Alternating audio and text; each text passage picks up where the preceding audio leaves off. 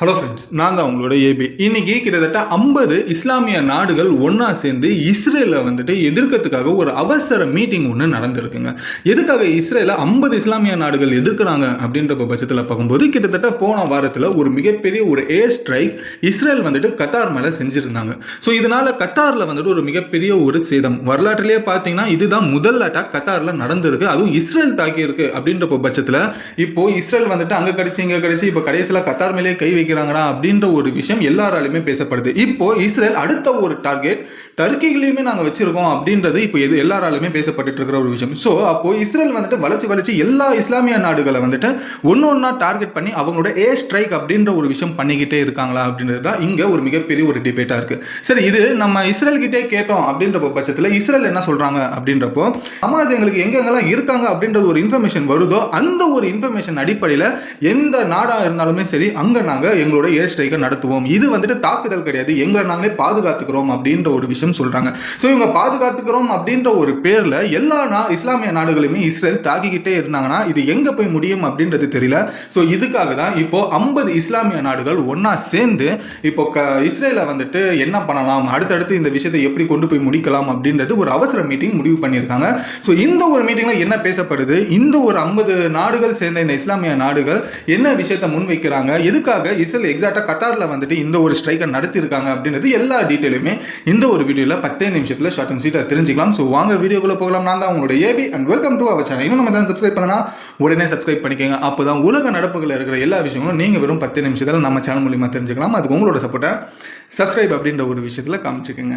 First விஷயம் எங்க இருந்து ஆரம்பிக்கலாம் அப்படின்றப்ப பார்க்கும்போது கத்தார்ல ஹமாஸ்ல இருக்கிற முக்கியமான தலைவர்கள் அங்க அடைக்கலம் தேடி கத்தார்ல இருக்காங்க அப்படின்னு சொல்லி இப்போ இஸ்ரேலுக்குமே சரி பல நாடுகளுக்குமே இது தெரிய வந்தது. உண்மையிலே ஹமாஸ் அப்படின்ற இந்த ஆர்கனைசேஷன் கத்தார் அடைக்கலம் தராங்களா அப்படின்றது ஒரு கேள்வி அப்புறமா இருக்கட்டும். பட் எதுக்காக கத்தாருக்கு இந்த ஹமாஸ்ல இருக்கிற முக்கியமான தலைவர்கள் வந்தாங்க அப்படின்றது ஒரு காரணம் நீங்க முதல்ல தெரிஞ்சுக்கணும். ஏன்னா இன்னைக்கு ஏகப்பட்ட நியூஸ்ல கத்தார் ஹமாஸுக்கு அடைக்கலம் தராங்க அப்படின்ற ஒரு விஷயம் நம்ம எல்லாருமே தப்பா புரிதல்ல இருக்கும். பட் அப்படி ஒரு விஷயம் இல்லை. இந்த ஒரு இன்சிடென்ட்ல அமெரிக்காவும் இதுல ஒரு முக்கிய பங்கு வகிக்குது. என்னடா சொல்ற, அமெரிக்கா எப்படி இதுக்குள்ள வந்தது அப்படின்றது கேக்குறீங்களா? ஒன்றும் இல்லைங்க. இப்போ ட்ரம்ப் நோபல் பிரைஸ் அப்படின்றது கேட்கிறார், அமெரிக்கான நோபல் பிரைஸ். ஸோ அதனால அவருக்கு ஒரு 2 தலைவலி இருக்கு. ஒன்னு ரஷ்யா உக்ரைன், இன்னொன்னு ஹமாஸ் இஸ்ரேல். ஓகேங்களா? ஸோ இந்த 2 போரையுமே நம்ம நிப்பாட்டிட்டோம்னா நமக்கு நோபல் பிரைஸ் அப்படின்ற ஒரு விஷயம் கிடைக்கும்ன்றது தான் ட்ரம்போட நம்பிக்கையா இருக்கு. ஸோ இதனால இப்போ என்னன்னா ஹமாஸையும் இஸ்ரேலையுமே நம்ம போர் நிறுத்தம் பண்ணணும் அப்படின்றது ஒரு முயற்சியில இறங்குறாரு. ஸோ இந்த ஒரு முயற்சியில 2 பேருமே உட்கார்ந்து பேச வைக்கணும். ஸோ அப்படி பேச வைக்கணும் அப்படின்ற ஒரு விஷயம் இருக்கும்போது எந்த இடத்துல உட்கார வைக்கணும்ன்றது ஒரு முக்கியமான மேட்டர். ஒருவேளை இஸ்ரேல்ல இருக்கிற தலைவரை நம்ம பாலஸ்தீனுக்கோ இல்ல ஹமாஸ் இருக்கிற இடத்துக்கோ கூட்டிட்டு போக முடியாது. அதே போல ஹமாஸ்ல இருக்கிற முக்கிய தலைவர்கள் நம்ம இஸ்ரேல கூட்டிட்டு போயும் பேச முடியாது. ஸோ இதனால இது மிடில் ஈஸ்ட் பிரச்சனையா இருக்கிறதுனால ஸோ மிடில் ஈஸ்ட்லேயே வேற ஏதாவது நல்ல இடமா நமக்கு தேவைப்படுது, ஒரு நியூட்ரலான ஒரு இடம் இருந்தால் தான் இந்த பேச்சுவார்த்தைக்கு சரிப்படு வரும்னு சொல்லி ட்ரம்ப் அவர்கள் யோசிக்க ஆரம்பிச்சார். அப்படி யோசிக்க ஆரம்பிக்கும் போது தான் ஒரு விஷயத்தை அவர் ஞாபகத்துக்கு வருது. அதுதான் கத்தார்ல பொறுத்த வரைக்கும் அமெரிக்காவுக்கு ரொம்ப ஒரு ஸ்ட்ராங்கான ஒரு ஃப்ரெண்ட்ஷிப் பாண்டிங் ஒன்று இருக்கு. இது எந்த அளவுக்கு அப்படின்றப்ப பார்க்கும்போது மிடில் ஈஸ்ட்லயே கிட்டத்தட்ட அமெரிக்காவோட மிகப்பெரிய ஒரு ஏர் பேஸ் அப்படின்றது கத்தார்ல தான் இருக்கு. ஸோ அமெரிக்காவுக்கு ரொம்ப ஒரு மிகப்பெரிய ஒரு நம்பிக்கை கொண்ட நாடா கத்தார் இருக்கு. ஸோ அதனால கத்தாருமே அமெரிக்காவை ரொம்ப நம்புது. ஸோ இதனால ட்ரம்ப்புக்கு ஏகப்பட்ட கிஃப்ட், ரொம்ப விலை உயர்ந்த கிஃப்ட் எல்லாத்தையுமே ட்ரம்ப்புக்கு கத்தாரோட பிரைம் மினிஸ்டரும் கொடுத்திருக்காரு. சோ இப்போ கத்தார் அண்ட் அமெரிக்கா ரெண்டுமே ஒரு நல்ல ஒரு நட்பு நாடுகளா இருக்கிறதுனால நம்மளோட நட்பு நாடு கத்தார்ல இந்த மீட்டிங் அரேஞ்ச் பண்ணலாம்னு சொல்லி ட்ரம்ப் அவர்கள் ஒரு முடிவு எடுக்கிறார். சோ இதோட தொடர்ச்சியா கத்தாருமே சரி பாலஸ்தீன்ல இருக்கிற இந்த வார் ஒரு முடிவுக்கு வந்தா நல்லதுதான், அது என் நாட்டில் அந்த பேச்சுவார்த்தை நடத்துறீங்கன்னா அது எனக்கு ரொம்ப சந்தோஷம் சொல்லி கத்தாருமே இதுக்கு ஒத்துக்கிறாங்க. சோ இதுக்கு அப்புறமா தான் ஹமாஸோட மிகப்பெரிய தலைவர்களும் அதே போல இஸ்ரேல் சைட்ல இருந்து இஸ்ரேலோட பிரைம் மினிஸ்டர் அதுக்கப்புறம் முக்கியமான தலைவர்களுமே கத்தார்ல உட்கார்ந்து இந்த பாலஸ்தீனோடையும் பிளஸ் இஸ்ரேலோட பிரச்சனையையும் முடிச்சுக்கலாம் அப்படின்றது தான் இதுதான் பிளானாக இருந்தது.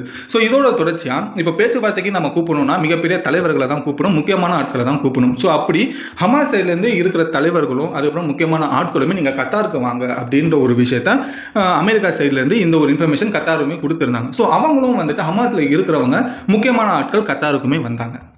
அதே போல இஸ்ரேல் சைட்லேருந்துமே இதுக்கப்புறமா வரணும். ஸோ இப்போ என்ன நடக்குது இங்க அப்படின்றப்ப பார்க்கும்போது திடீர்னு இஸ்ரேல் ஒரு ட்விஸ்ட் அடிக்கிறாங்க. என்ன அப்படின்றப்ப இந்த பேச்சுவார்த்தையில் கண்டிப்பாக முக்கியமான ஆட்களும் இந்த ஹமாஸை செயல்படுத்துகிற முக்கியமான பின்பலம் கொண்ட ஆட்களுமே தான் இதில் இருப்பாங்க.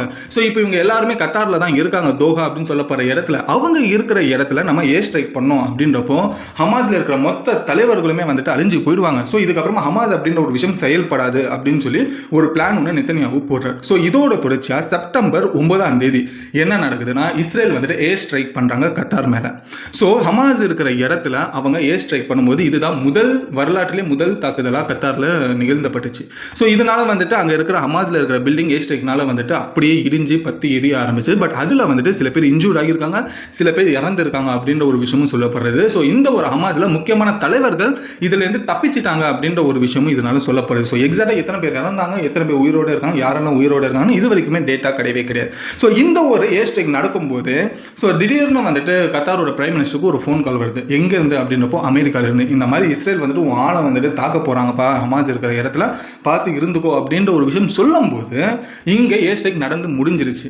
ஸோ இப்போ கத்தாரோட பிரைம் மினிஸ்டர் வந்துட்டு செம்மையாக கோவப்பட்டார். என்ன அப்படின்றப்போ, இந்த ஒரு இஸ்ரேலுக்கு பின்னாடி ஸ்ட்ராங்காக இருக்கிற ஒரு ஆள் யாருன்னா அமெரிக்கா தான். ஸோ இது அமெரிக்காவுக்கு தெரியாமல் இந்த ஏர் ஸ்ட்ரைக் கண்டிப்பாக இஸ்ரேல் பண்ணுறதுக்கு வாய்ப்பே கிடையாது, எனக்கு அமெரிக்கா துரோகம் பண்ணிட்டாங்க அப்படின்னு சொல்லி இப்போ கத்தார் வந்துட்டு அமெரிக்காவுக்கு அகைன்ஸ்டாக மாறி இருக்கு. ஸோ நாங்கள் எவ்வளவோ வந்துட்டு அமெரிக்காவை நம்பணும், அவங்களோட ஏர்பேஸே இங்கே அமைக்கிறதுக்காக எங்களோட மொத்த உதவியுமே நாங்கள் இங்கே பண்ணணும், பட் அமெரிக்கா எங்களை முதுகில் குத்திட்டாங்க, நம்ப வச்சு கல் தடுத்துட்டாங்க அப்படின்னு சொல்லி கத்தாரோட பிரைம் மினிஸ்டர் இப்போ ஓப்பனாக மீடியா முன்னாடி ஸ்டேட்மெண்ட்டை கொடுக்க ஆரம்பிச்சிட்டார். ஸோ இதோட தொடர்ச்சியாக இப்போ ட்ரம்ப் கிட்ட கேட்கும்போது என்ன சொல்றாரு அப்படின்றப்போ, எனக்குமே இந்த அமெரிக்காவுக்குமே இந்த கத்தார் தாக்குதலுக்கு எந்த சம்மந்தமும் கிடையாது, எங்களுக்கே லேட்டாக தான் இன்ஃபர்மேஷன் அப்படின்றது வந்தது, அந்த இன்ஃபர்மேஷன் நாங்கள் கத்தாருக்கு கொடுக்கறதுக்குள்ளேயே அங்கே ஏர் ஸ்ட்ரைக் அப்படின்றது நடந்து முடிஞ்சிச்சு.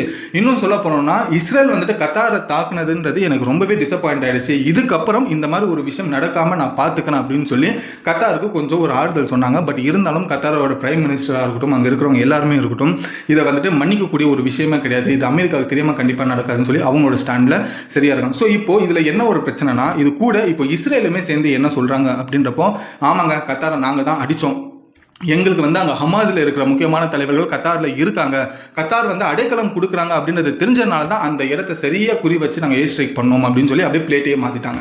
ஏன்னா ஹமாஸில் இருக்கிறவங்க இந்த சமாதான பேச்சுக்கு தான் கத்தாருக்கே வந்தாங்க.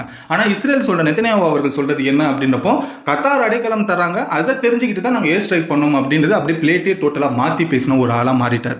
ஸோ இதனால இப்போ இஸ்ரேல் ஓப்பனாக சொல்கிற விஷயம் என்னன்னா, கத்தாரை நாங்கள் ஹமாஸ் அங்கே இருக்கிறனால தான் நாங்கள் ஏர் ஸ்ட்ரைக் பண்ணோம், இந்த மாதிரி ஹமாஸில் இருக்கிற ஆட்கள் எங்கெங்கெல்லாம் அடைக்கலம் தேடி போயிருக்காங்க அவங்க எல்லாத்தையுமே நாங்கள் அடிப்போம், இதுக்கப்புறமா டர்க்கிலையுமே இருக்காங்க அப்படின்னு சொல்லி எங்களுக்கு ஒரு இன்ஃபர்மேஷன் வந்தது, அது கன்ஃபர்மேஷன் ஆனதுக்கு அப்புறமா அங்கேயுமே நாங்கள் வந்துட்டு ஹமாஸ் அழிப்போம் அப்படின்ற ஒரு விஷயம் சொல்றாங்க. ஸோ இப்போ இங்கே தான் பிரச்சனையே ஆரம்பிக்குது. இன்னைக்கு கத்தார், முன்னாடி ஈரான், அதுக்கு முன்னாடி ஈராக், அதுக்கப்புறமா காசா, பாலஸ்தீன், இந்த மாதிரி மிடில் ஈஸ்ட்ல இருக்கிற இஸ்லாமிய நாடுகளுக்கு இஸ்ரேல் ஒன்னொன்னா அவங்களோட தாக்குதல் பண்ணிக்கிட்டே வராங்க. இன்னைக்கு கத்தார் ஆயிடுச்சு, நாளைக்கு டர்க்கி அப்படின்ற ஒரு நாடு லைன் அப்ல இருக்கு.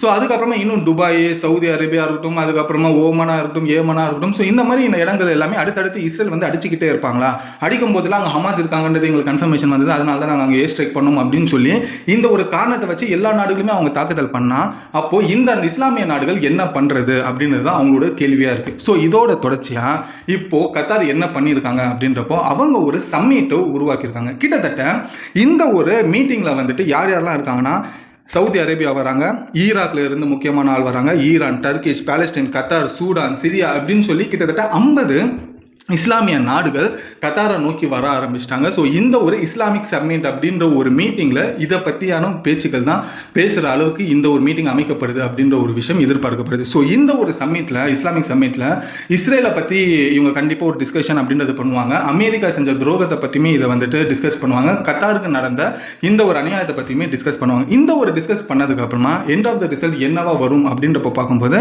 என்னோட கெஸ் படி நான் சொல்லணும் அப்படின்றப்போ, இந்த 50 இஸ்லாமிய நாடுகள் ஒன்னா சேர்ந்து யுனைடெட் நேஷனுக்கு இது ஒரு கம்ப்ளைண்டாக கொடுப்பாங்க.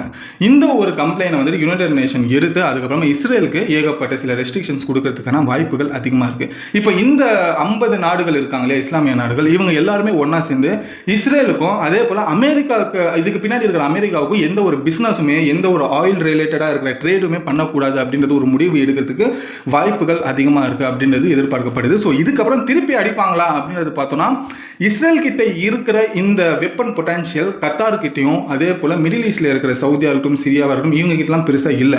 ஸோ இவங்க பதில் தாக்குதல் இஸ்ரேலுக்கு பண்ணாங்கன்னா அது அமெரிக்காவே தாக்குதல் பண்ற மாதிரி. ஸோ அதனால இப்போ அமெரிக்காவும் சரி இஸ்ரேலும் சரி பதில் தாக்குதல் பண்ணாங்கன்னா இங்க இருக்கிற எந்த நாடுமே பெருசா நிற்காது. இதுக்கப்புறமா கத்தாருமே பிளஸ் அமெரிக்காவும் ஒன்னா இருப்பாங்களா? அப்படி ஒன்னா இல்லை அப்படின்ற பட்சத்தில் அங்கே இருக்கிற ஏர்பேஸ்ல கத்தாரே ஏதாச்சும் தாக்குதல் பண்ணுமா அப்படின்றது ஒரு கேள்விக்குறியா இருக்கு. இதுக்கு உங்களோட பதில் என்னன்றதையும் கமெண்ட்ல சொல்லுங்க. ரெண்டாவது ஒரு விஷயம் என்ன அப்படின்றப்போ, இஸ்ரேல் ஒவ்வொரு வாட்டியும் ஒவ்வொரு இஸ்லாமிக் நாடுகளை தாக்கும் போதெல்லாம் ஒரு விஷயத்தை மறக்காமல் சொல்லுது, அங்கே வந்துட்டு ஹமாஸ் இருக்காங்கன்றது எங்களுக்கு சந்தேகமாக இருந்தது, அந்த ஒரு சந்தேகத்தை நாங்கள் கன்ஃபார்ம் பண்ணி அந்த இடத்த நாங்கள் தாக்கணும் அப்படின்றது சொல்கிறாங்க. இப்படி ஒவ்வொரு இடத்தையுமே இவங்க தாக்கி ஒரே காரணத்தை சொல்கிறாங்க. அப்படின்ற பட்சத்தில் இஸ்ரேல் என்ன வேர்ல்டு வார் 3 அப்படின்ற ஒரு விஷயம் எதிர்பார்க்குதா, இல்லை இஸ்லாமிக் நாடே வந்துட்டு இருக்கக்கூடாது அப்படின்றது நினைக்குதா? உங்களோட கருத்து என்னன்றதையும் கமெண்ட்ல சொல்லுங்கள், நானும் படித்து தெரிஞ்சுக்கிறேன். ஸோ இதுதான் இந்த இஸ்லாமிக் அப்படின்னு சொல்லப்படுற சப்மிட் மீட்டிங் அவசரமாக கூட்டப்பட்டதுக்கான காரணமும், அதே போல் இஸ்ரேல் வந்துட்டு கத்தாரில் வந்துட்டு எதுக்காக தாக்குனாங்க அப்படின்றது, இதுக்கு பின்னாடி இருக்கிற ரீசன்ஸுமே மொத்த டீட்டெயிலுமே உங்களுக்கு சொல்லியிருக்கேன். இந்த ஒரு இன்ஃபர்மேஷன் யூஸ்ஃபுல்லாக இருந்தால் லைக் பண்ணிக்கங்க. இன்னும் நம்ம சேனல் சப்ஸ்கிரைப் பண்ணலாம், உடனே சப்ஸ்கிரைப் பண்ணிங்க. இந்த மாதிரி தெரியாத பல விஷயங்களை, சரியான விஷயங்களை நீங்கள் நம்ம சேனல் மூலியமாக தெரிஞ்சுக்கலாம். அதுக்கு உங்களோட சப்போர்ட்டை சப்ஸ்கிரைப் அப்படின்ற ஒரு விஷயம் காமிச்சு நாளைக்கு ஒரு சூப்பரான வீடியோவில் உங்களை வந்து நான் பார்க்குறேன். Until then bye bye AB.